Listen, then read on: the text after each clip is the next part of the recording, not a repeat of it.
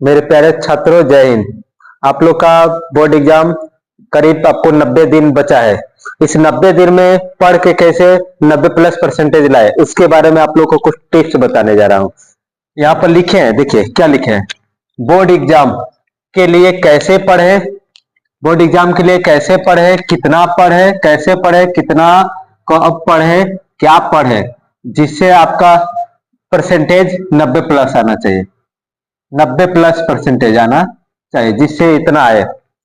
आपके दिमाग में इस सब प्रश्न आ रहा है कि क्या करे, कैसे करे, बहुत एग्जाम नजदीक आते जा रहा है, हमारा सिलेबस पूरा हुआ कि नहीं हुआ, इस चीजों के बारे में आज अब बताने जा रहे हैं। 3 टिप्स बताएंगे आपको, केवल सिर्फ 3।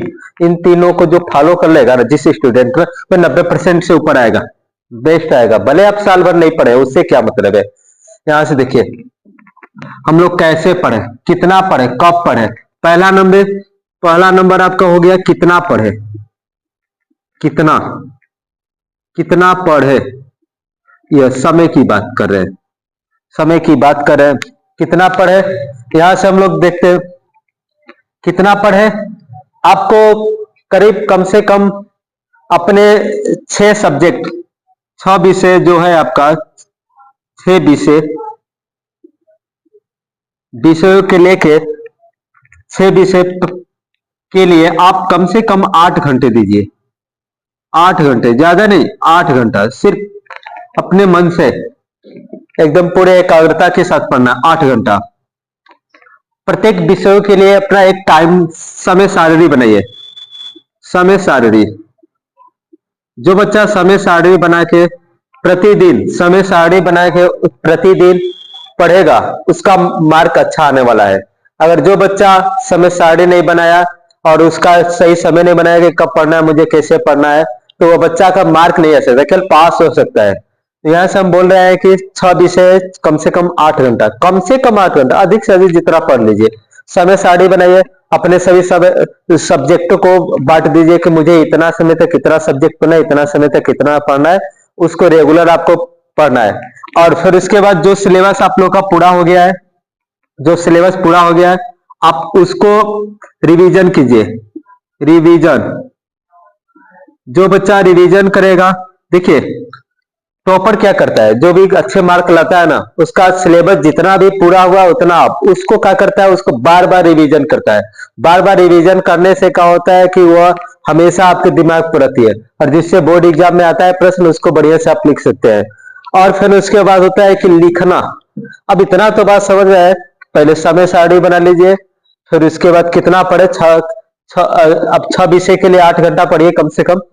प्रत्येक विषय पर आप दे दीजिए 1-1 घंटे, और 2 घंटा बचा। 2 घंटे के लिए आप लोग क्या, मैथ के फार्मूले, साइंस के फार्मूले, अदर स्टेप को देखिए कि कैसे क्या पढ़ना है, उस चीजों के बारे में। अब फिर उसके बाद होता है दूसरा, लिखना। लिखना लिखना है तो कैसे लिखना है, देखिए लिखना बड़ी बात है।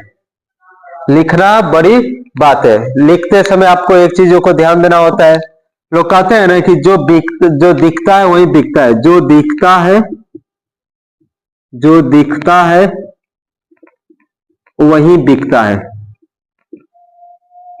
बिकता है कहने का मतलब जो दिखाई दे रहा है वही बिकता है, भले उसके अंदर कितना हो। तो उसी प्रकार बोल रहे हैं कि हैंड राइटिंग, जो आपका हैंड राइटिंग है वो अच्छे होने चाहिए। हैंड राइटिंग अच्छे रहने पर क्या होता है कि आप लिखे, बेस्ट लिखे, हैंड राइटिंग आपका अच्छा है, दिखने में अच्छा लगता है, तो एग्जामर क्या करता है, उसको आपको पूरी तरह से ध्यान से पढ़ता नहीं है, आपका आंसर को सही बनाता है। और ज्यादा उसमें ओवर राइटिंग नहीं करना चाहिए। आपका कोई शब्द गलत हो गया तो उसको काटिए मत, उसको छोड़ दीजिए। एग्जामर इस चीजों पर ध्यान नहीं देता है, आप उसको काट रहे तो एग्जामर समझ जाएगा वो पहला बच्चा खुद से काट दिया उसको ना। इस चीजों को बात है। लिखना जितने बेस्ट सुंदर लिखेंगे, लोग कहते हैं ना कि सुंदर चीज है, कोई भी सुंदर व्यक्ति है सपोर्ट डेट, तो उसको देख के भले उसके अंदर कितना बुराई है, लेकिन उसको देख के आकर्षित हो जाते हैं ना। आकर्षित, ओ कितना सुंदर, वाह। तो पहले से भले उसके अंदर कितना बुराई हो, उसी प्रकार का आपका पेपर जांचने वाला जो एग्जाम होता है ना, उसको बहुत सारी कापियां जांचना होता है। वो देखता है कि बच्चा कैसे लिखा है, राइटिंग सुंदर है वो। और फिर लिखते समय जो क्वेश्चन आपको आ रहा है पहले उसको शुरू में कीजिए, जो आ रहा प्रश्न को शुरू में करेंगे तो उससे क्या होता है कि एग्जामर जाता है तो देखता है कि बच्चा सही से लिखे, और स्टेप बाय स्टेप लिखेंगे तो उसका स्टेप बाय स्टेप नंबर होता है। बोर्ड एग्जाम में हमेशा स्टेप बाय स्टेप नंबर मिलता है। जैसे कोई 4 नंबर का है प्रश्न तो वो स्टेप स्टेप बाय होता है, नहीं कि आपका अगर मान लीजिए स्टेप बाय स्टेप लिखे है ना तो उसको उतना ही नंबर में मिलता है। जैसे 2 स्टेप लिखे तो 2 स्टेप का नंबर 2 नंबर दे देगा हुआ। अगर आप उसको नहीं लिखे हैं तो नंबर नहीं मिलेगा, और जितना लिखे हैं अगर नहीं आ रहा है उसके बाद उसको छोड़ दीजिए, उतना का उसका नंबर मिलेगा। ये चीज होता है बोर्ड एग्जाम में।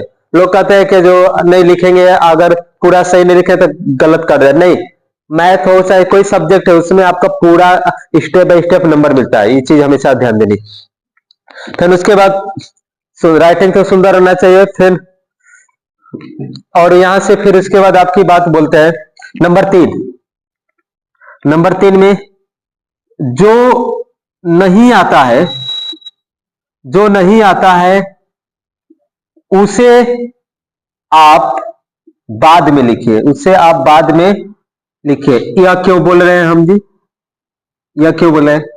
क्योंकि जो एग्जामर होते हैं, जो एग्जाम में जांचने वाले होते हैं पेपर, उन लोगों से मुझे बहुत लोगों से बातचीत किए हैं। मतलब अभी तो हम लोग तो एग्जाम पेपर नहीं जाते हैं, जैसे वो लोगों से पूछे कई बार तो वे लोग कह के जानते हैं अगर बच्चा शुरू में 5-6 पेज अगर पूरा लिखा है, बढ़िया से लिखा है, तो एग्जामर के जांचने वाला के मन में यह हो जाता है कि बच्चा पढ़ने में ठीक ठाक है।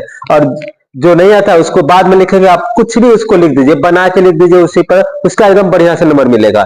लेकिन जो नहीं आता उसको लिखना है, छोड़ के आना नहीं है। छोड़ के आएंगे तो वो भी नंबर नहीं मिलेगा। आप उसके अनुसार कोई भी कहानी है लिख दीजिए, आपका देखिए उस पर नंबर मिलेगा और बढ़िया मार्क आएगा। जो बच्चा इस तरह का तैयारी करेगा तो उसका एकदम 90+ आएगा।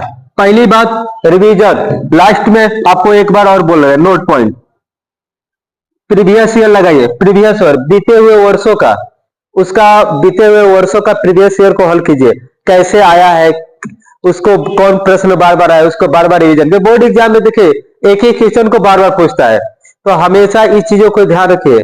या जो बच्चा देखते हैं जो प्रीवियस ईयर लगाता है ना, आप होता है कुछ बच्चे होते हैं कि पूरे सिलेबस को खत्म कर लिए, पूरा सिलेबस खत्म करे और रिवीजन नहीं करा, उसका मार्क कभी भी 90+ नहीं आ सकता है। अब वो फर्स्ट डिवीजन में जा सकता है ना, प्रथम श्रेणी में आ सकता है, लेकिन वह 90+ % नहीं ला सकता है।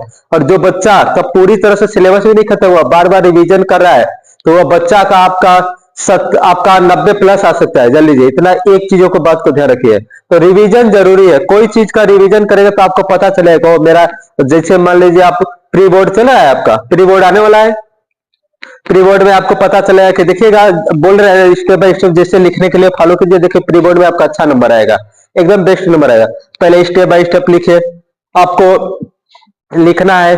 और फिर उसके बाद बोले जा रहे हैं कि जो बच्चा बार बार प्रीवियस ईयर को तैयारी किया है ना, उसका बेस्ट नंबर आने के लिए चांस होता है, क्योंकि बच्चा को हर कुछ लिखने का तरीका पता हो क्या। हाँ, जैसे मान लीजिए हम एरो नहीं लगाए हैं, आपको क्या कॉमा नहीं लगाए हैं, किन चीजों को लाइट नहीं किए हैं, किस प्रश्नों को कहां पर क्या नहीं करना चाहिए, कहां पर बराबर नहीं देना चाहिए, उसके लिए गलती हो गया तो वो चीज सुधारा जा सकता है, उससे नंबर आपका कटता है। तो यही बात है कि आई होप कि आप लोग को यह बात समझ आए। जो इस ट्रिप को अपना लेगा उस बच्चे का उस स्टूडेंट का 90% से नीचे आने वाला नहीं है, और मेरा यह वादा है। और समझ आया तो नीचे कमेंट में लिख दीजिएगा कि सर 2025 में मेरा आएगा 90%। ठीक है दोस्तों, जय हिंद।